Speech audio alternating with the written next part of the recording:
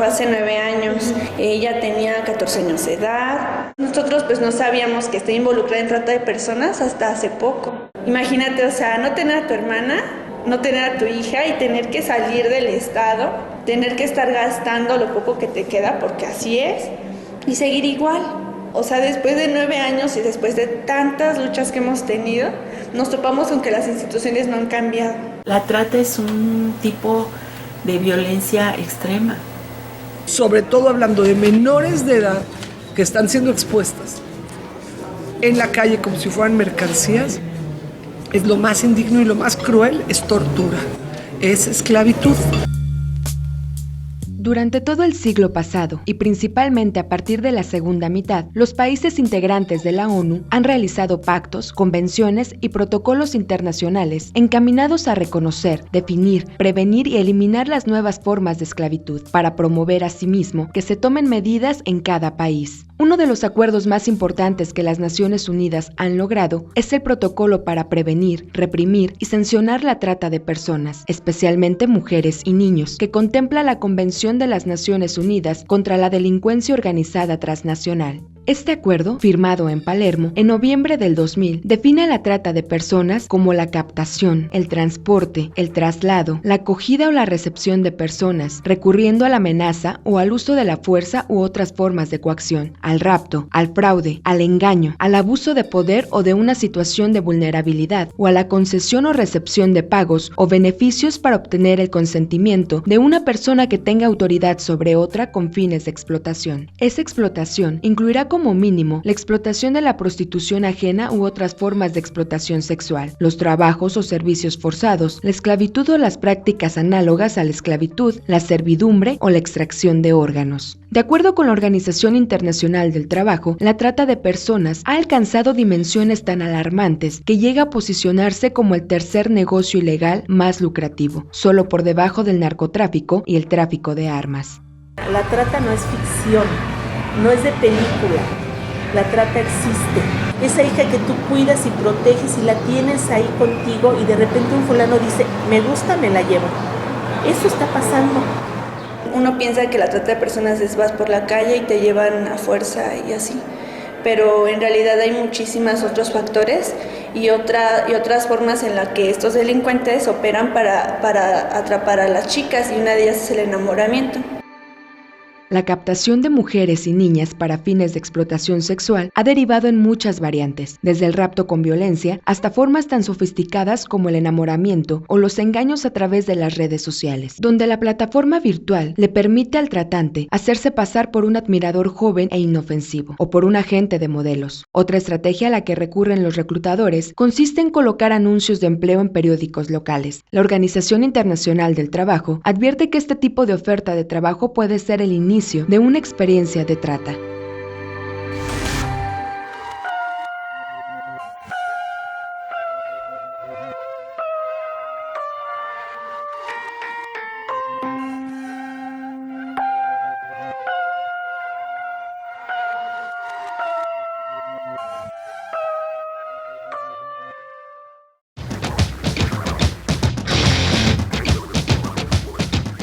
En este contexto, Querétaro también se ha visto afectado por la trata. Sin embargo, la divulgación de esta problemática ha sido paulatina y las dificultades para exponerlo responden a múltiples factores.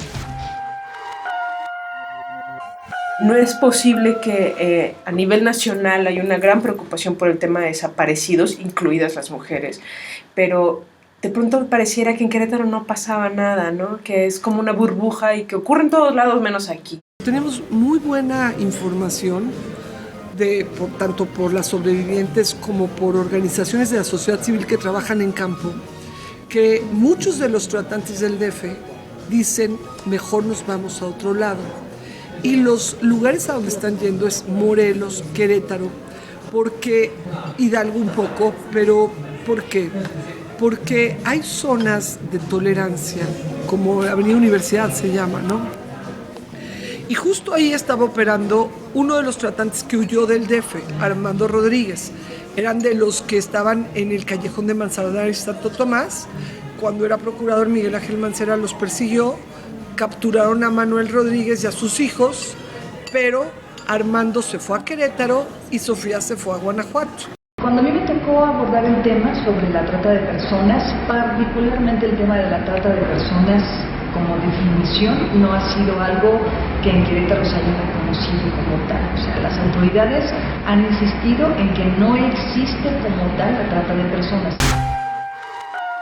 Yo quiero pensar que la decisión del gobierno ahorita de no mencionar a la delincuencia, de mantener, de que no se le haga publicidad a la delincuencia, de que no se hable de muertos, ni de narco, ni de nada de eso, es una estrategia que ellos están tomando, pero ¿cómo puedes prevenir tú como ciudadano?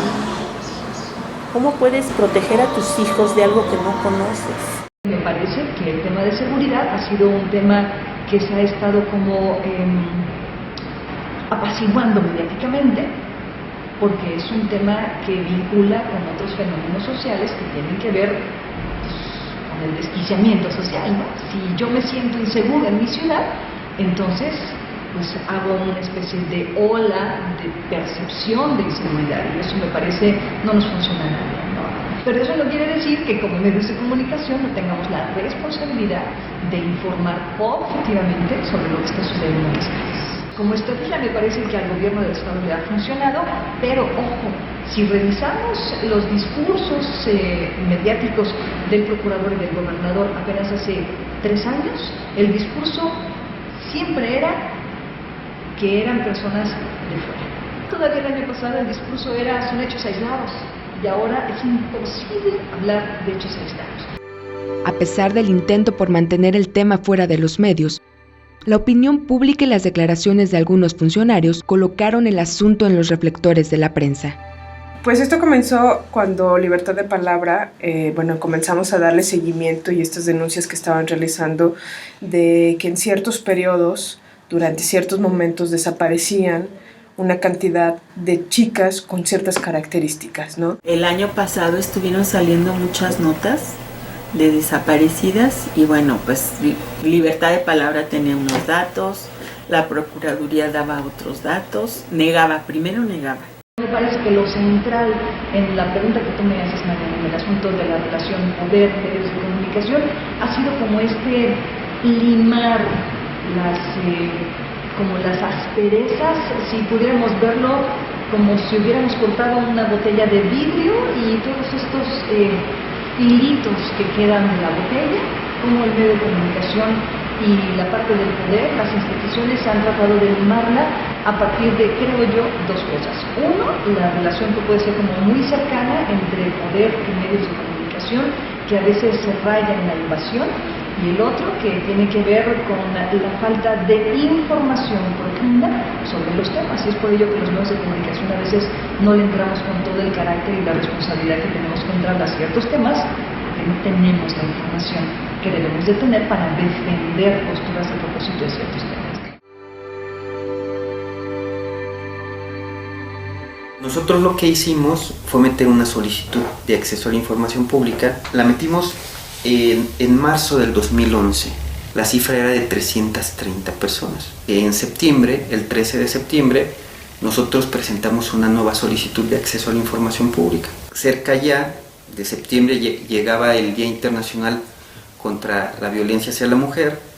Tiene una actividad por ahí la directora del Instituto Queretano de la Mujer, y en esa conferencia otros compañeros incluso ya que se habían interesado en el tema le preguntaron al respecto y ella soltó de manera oficial la primer cifra, que era que habían 48 casos activos de mujeres extraviadas. A la par, a nosotros nos dan una contestación oficial en la Unidad de Acceso a la Información del Poder Ejecutivo, en las que nos dicen que las cifras sobre personas desaparecidas es información reservada por Ministerio de Ley.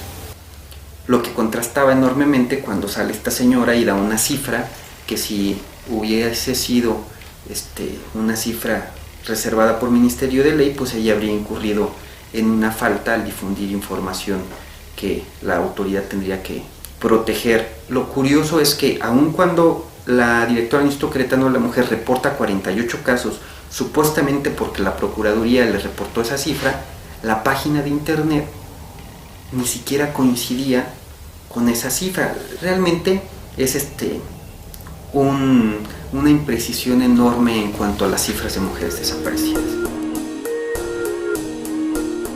Había una realidad innegable que se quiso cubrir mucho tiempo. Donde nosotros le dábamos seguimiento muy concreto era a su página. Y que a veces aparecían, a veces desaparecían, a veces tenía el letrero que estaba desaparecida, y a veces que ya la habían encontrado, pero, o sea, un vil relajo esa página. En Querétaro siguen sin surgir organizaciones civiles dedicadas exclusivamente a esta problemática. Sin embargo, las existentes, entre ellas Aquesex, Salud y Género, DDCER y Crecer, impulsaron el tema con la intención de posicionarlo en la agenda pública. Nuestro objetivo era visibilizar el tema, visibilizar que algo estaba ocurriendo. Comenzábamos a mirar qué había y pues no había nada, pues, ¿no? Y entonces había sobre todo mucho silencio al respecto del tema, ¿no? Y decíamos, bueno, ¿cómo es posible que esté ocurriendo esto, que estén desapareciendo chicas y que nadie diga nada? Es como el sacrificio humano frente a una política de Estado que prioriza el tema de bienestar social cuando no es real.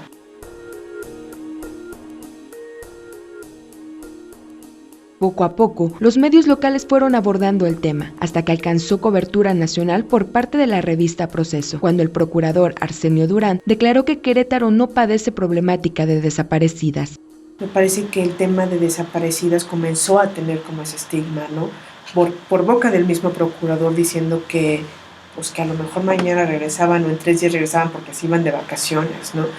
Y es un agravio grave, un agravio muy grave a las víctimas, a sus familias. No puedes generalizar, no puedes crear políticas en base a la generalización y en base a un prejuicio personal.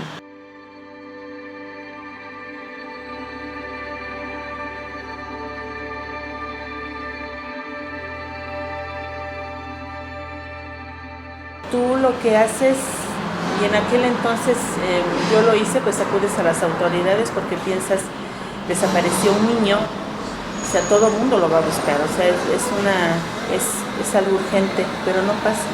Vas al MP y no te dicen que está FEBIMFRA, que es la Fiscalía Especializada, no te dicen de alerta AMBER, no te dicen nada. Entonces tiene que haber, yo creo que, información, ¿no? Lo que ubicamos es que los ministerios públicos tienen que cambiar, tienen que capacitarse, porque ministerios públicos y procuraduría maltratan a las mujeres que van a las mamás que van a denunciar una desaparición. Tenemos ya 3 años capacitando a los procuradores de justicia. Yo te puedo decir que a la fecha no creo que exista ninguna persona en la procuraduría que no haya sido capacitada. Apenas platiqué con una compañera que está trabajando en el Ministerio Público y dice, bueno, es que sí dan capacitaciones de género, pero, o sea, ellos se enojan cuando se las dan porque dicen que de eso de qué les va a servir, que es una pérdida de tiempo. Entonces digo, está bien que los capaciten, pero si no les dicen la importancia de tener una perspectiva de género, de nada va a servir. Son unas situaciones que te dejan aún más vulnerable de lo que llegas. Decepcionado, herido, te victimizan porque te hacen sentir culpable, que a ti se te perdió y que ni modo que te tienes que adecuar a lo que las autoridades dicen, ¿no? No, es que usted no cuida a su hija, se fue con su novio, espérese 72 horas. O sea, espérese 72 horas a que la cambien de estado, a que le cambien su aspecto, a que le corten el cabello, a que la maltraten psicológicamente, físicamente. Te topas con que van los policías a tocarte la puerta y no sabe nada de su hija. O sea, eso eran las investigaciones. O la investigación era de, oiga señor, mire, fíjese que no tenemos dinero y necesitamos que usted nos dé algo para poder continuar con la investigación. Después, pues, hubo un boom, pues, ¿no? Y comenzamos a saber, pues, ¿no? Lo que le implicaba a las familias buscar a las mujeres, ¿no? O sea, que son los papás, las mamás, las que tienen que ir buscando los rastros de las niñas. Yo creo que pasarían unos 4 meses, más o menos. Después ya de varias visitas de los judiciales que se les llamaba antes a la casa y que nos iban a preguntar a nosotros o nos decían que no tenían dinero, que requerían de ayuda, dijimos no, o sea, platiqué con mi esposo y de que estemos dando un dinero que no sabemos a dónde va a ir a parar, pues mejor vamos a buscarla nosotros. Nos dimos a la tarea de buscarla, de andar preguntando, de andar indagando. Nos fuimos deshaciendo de bienes, nos fuimos dejando de pagar los que teníamos. Tienes que tener tu celular con crédito siempre para los pasajes imprevistos, porque tú puedes llegar a un poblado, pero te dicen que hay otro poblado que se llama igual, no sé cuántos kilómetros te trasladas, y eso va arruinando tu economía también. Si tú tienes hijos, como los ves en casas seguros y dices, ellos están aquí, empiezas a buscar con desesperación al que no está y empiezas a descuidar a los que tienes en casa. Entonces, cuando volteas y te das cuenta, ya no nada más perdiste a uno, perdiste a tu familia.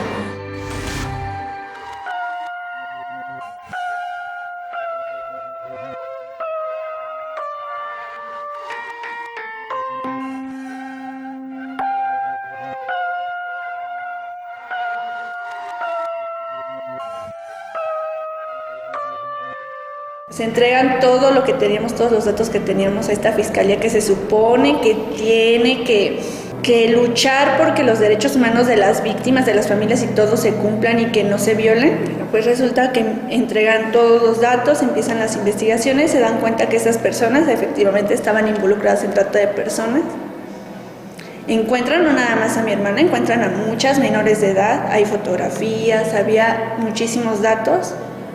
Resulta que se hace un operativo inmenso, se va allá y resulta que la vuelven a dejar, ¿no? Lo que hicieron fue resguardar a esta familia afuera en la calle con estos que les decían AFIS. Los tenían así como rodeados a ellos y únicamente sacan a mi hija.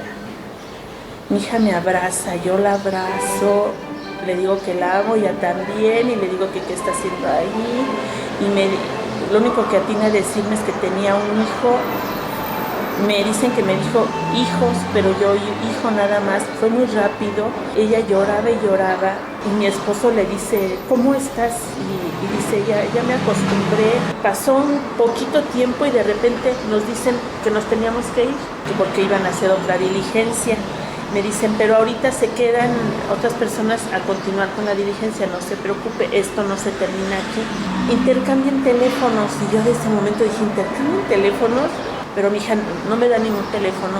Yo le anoto el mío en una hoja y se lo mete entre la manga. Es una situación que tú no haces si tú eres feliz. Es una situación que si tú estás bien, tú no lloras así, tú no te escondes de la persona, tú no te metes, nos suben a la camioneta mi esposo y a mí y toman de la mano a mi hija y se la llevan otra vez adentro de la casa. Que no la pudieron traer, que mi hermana ya era menor de edad, porque efectivamente ya es mayor de edad. Y a lo mejor eso fue su justificación, que ya era mayor de edad. En ningún momento dijeron, híjole, si la dejamos posiblemente la golpean, posiblemente la matan, porque puede llegar a pasar. Las familias de la gente desaparecida tienen que tener un mayor apoyo de parte del Estado, pues, ¿no? Ese es el trabajo que hace el instituto, el impulsar leyes, sensibilizar a funcionarios y funcionarias y atender a las mujeres. Pues yo quisiera saber quiénes son las víctimas. Yo me presenté a una conferencia, a un foro donde supuestamente pues se trató este delito. ¿Qué esperas tú cuando te presentas a un foro donde se va a tratar el tema, que mínimamente estén los familiares? Y sin embargo el público pues estaba compuesto de todo menos de los familiares. ¿Dónde están, no? O sea, querían que las familias estuvieran marchando, las familias estuvieran llorando en sus escritorios, pues, ¿no? Y al no hacer así, como no estaban ahí marchando ni estaban en sus escritorios llorando, pues parecía que no existían, ¿no? No existe la problemática, lo están inventando. Aquí en el instituto atendemos a mujeres víctimas de violencia solamente si ellas se acercan a nosotras. No nos hemos encontrado una sola persona que se acerque a nosotros para decirnos que su hija o algún familiar es víctima de trata. ¿Será que entonces el instituto está fallando en acercarse a la comunidad queretana? Yo creo que no. Yo creo que más bien el delito de trata no está muy bien identificado por la sociedad. Si se da a conocer lo que verdaderamente está pasando en un país, pues no va a llegar inversión, porque con esas inversiones llega la gente que invierte, se establece en ese país, trae a su familia y no es conveniente económicamente o que los demás sepan lo que está pasando, pero entonces nos vulnera más. Yo cuando escucho todos esos eslogan, ¿no? De que México, un paraíso para el inversionista, que el turismo, hay mucho turismo sexual en México y se están utilizando a nuestros niños. Nosotros mismos estamos permitiendo que venga gente de otros países a violar a nuestros niños, a hacer uso de ellos.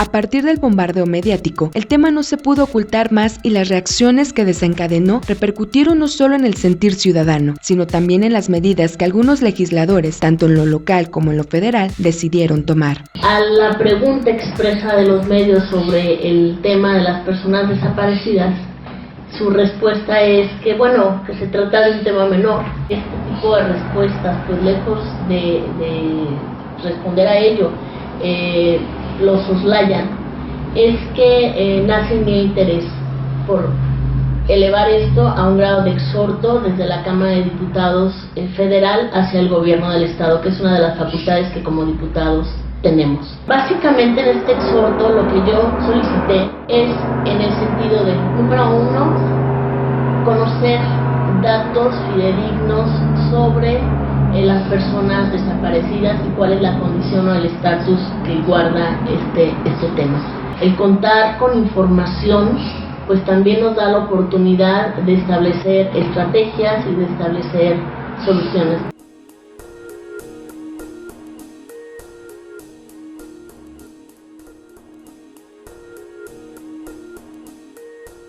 Ese día en el orden del día había cerca de 34 puntos de acuerdo ya dictaminados de diferentes comisiones.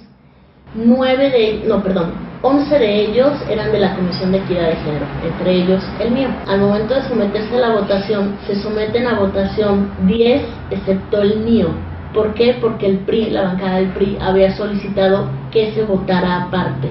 Quiero entender que con la intención de votar todos los demás a favor, pero votarlo en contra. Pues llamé a la bancada del PRI a hacer una reflexión sobre lo que iban a votar. Después de este llamado, el PRI se dirige al presidente de la Cámara, al diputado Arroyo Vieira, y retiran su moción de votar el punto por separado y se vota a favor. Sin embargo, en los medios, el procurador declaró que necesitaría analizar los fundamentos del exhorto para poder responder. Qué delicado, porque me parece que ni siquiera tendría que haber un exhorto para que una autoridad cumpla con su responsabilidad. En mayo, a través de un comunicado de prensa, la Procuraduría General de Justicia del Estado expuso que entre el 1 de agosto del 2011 y el 28 de febrero del 2013 se han investigado 66 casos por extravío de mujeres, de las cuales, según reporta la Procuraduría, se localizaron ya 48, en su mayoría menores de edad. Las cifras han venido modificándose a lo largo de todos estos meses que el tema ha estado puesto sobre la mesa y que ha estado en los medios. Yo no puedo decir si son ciertas o no tengo los elementos para valorarlo. Sin embargo, bueno, celebro el que en este caso, haya sido por lo que haya sido, se esté dando una respuesta y espero que efectivamente esto no quede solamente en números. Yo quiero confiar en que los datos que está otorgando el gobierno del estado a través de la Procuraduría General de Justicia sean reales para que en base a ello pues se puedan atender y no que el día de mañana resulte que no eran 66, sino que se sumen algunas decenas más. Ojalá y no se hagan. Desde noviembre de 2007, México cuenta con una ley antitrata. Sin embargo, la más reciente es la Ley General para prevenir, sancionar y erradicar los delitos en materia de trata de personas y para la protección y asistencia a las víctimas de estos delitos, publicada en junio de 2012. Actualmente, son 17 los estados de la República que cuentan con una ley antitrata. El Distrito Federal es uno de los pioneros en su aplicación.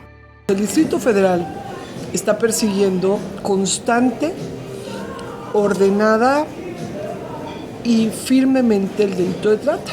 Cada día se está avanzando en operativos que mandan un mensaje muy claro a los tratantes del Distrito Federal de que aquí se les va a acabar el negocio. Es un delito que está creciendo simplemente porque aquí se está atacando en el DF y allá no están con la misma fuerza. Yo no veo que estén haciendo operativos cada semana. Yo no veo que estén rescatando vidas humanas. No hay todavía ninguna sentencia. En febrero de 2013 se aprobó la ley estatal para prevenir, combatir y sancionar la trata de personas en el estado de Querétaro.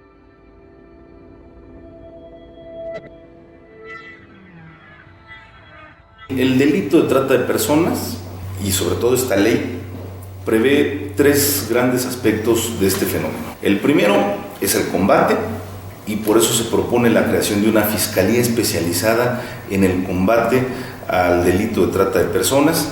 Por otro lado, tiene que verse la parte de prevención. Aquí se está proponiendo y obliga ya la ley la instalación de una comisión interinstitucional que agrupe a todas las dependencias de gobierno del Estado y a los principales municipios para que realicen un programa de trabajo anual.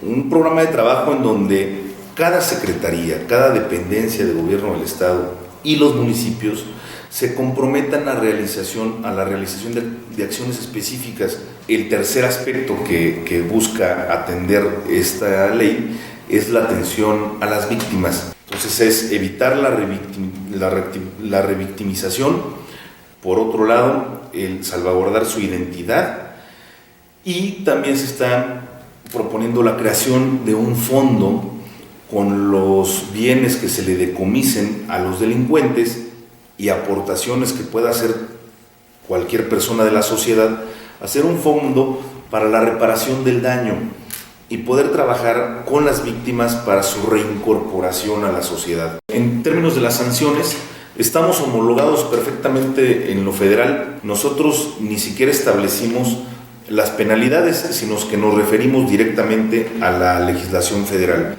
que es de 2 a 40 años de prisión y hasta 750 días de multa. Agradecemos mucho al gobernador Calzada y a las autoridades porque ya lograron homologar la ley. Querétaro es un ejemplo en eso. Ahí ya se vio la voluntad. Pero ahora hay que sacar un reglamento y hay que sacar un programa. Ya es un gran logro el que se logre la ley. Pero también tiene que aplicarse. Mi preocupación es que haya muchas leyes, pero que no se estén cumpliendo. Y la que pongo por adelante es la Ley de Acceso de las Mujeres a una Vida Libre de Violencia. Se aprobó en el 2008. Estuvimos empujando mucho para que se hiciera el reglamento, porque pensamos que no funcionaba porque pues faltaba el reglamento. Ya está el reglamento y no se está haciendo, realmente no hay esa coordinación interinstitucional que plantea el sistema estatal para la prevención de la violencia. Entonces, si ese es el ejemplo que se va a seguir para trata, pues a mí sí me preocupa. Yo no sé si esto haya cambiado, pues, ¿no? O sea, sabemos que hay una gran desconfianza en este país, y no es solamente mía, ¿no?, sino de mucha gente frente a la Procuración de Justicia en este país, ¿no? Pero ¿qué me preocupa? Pues que de pronto solamente sea para resarcir un daño mediático. En esto todos tenemos que cooperar. La gente debe denunciar, pero las autoridades también deben de actuar. Si dejamos crecer estas zonas, si dejamos crecer esos anuncios sexuales en los periódicos, si dejamos crecer esas casas de masaje y esas tables y lugares donde realmente se comete el delito, a los que yo les llamo giros negros, si nosotros dejamos que esos lugares se sigan dando usos de suelo, permisos, y se siga cometiendo este delito, van a seguir desapareciendo niños, niñas, jóvenes de hogares donde sus padres son vulnerables. Diversos estudios indican que el tráfico de personas y el mercado sexual se abastece de víctimas, principalmente en las zonas marginadas, donde la población es más vulnerable a situaciones de extrema pobreza, violencia social, violencia intrafamiliar, hambre, desempleo y necesidades de emigrar. Yo siempre les pregunto a los alcaldes, perdón, señor alcalde, ¿Usted está dispuesto a que su hija diera el servicio en Avenida Universidad? Porque si no está usted dispuesto, perdóneme, pero es una injusticia y un acto de discriminación que la hija de otro sí. Es que todos somos iguales o no lo somos, todos merecemos las mismas oportunidades o no. La justicia no es para todos porque hay gente que no sabe, o sea, que no tiene teléfono siquiera, ¿no? Todo está reducido a que tengas tecnología ahora. Muchas personas dicen, ¿cómo puedo ayudar? Habla con tu familia, habla con tus amigos. Si estás en una oficina, pregúntale a la señora que ayuda en el aseo. Usted maneja Facebook, si te dice que no, entonces platícale a ella lo que está pasando.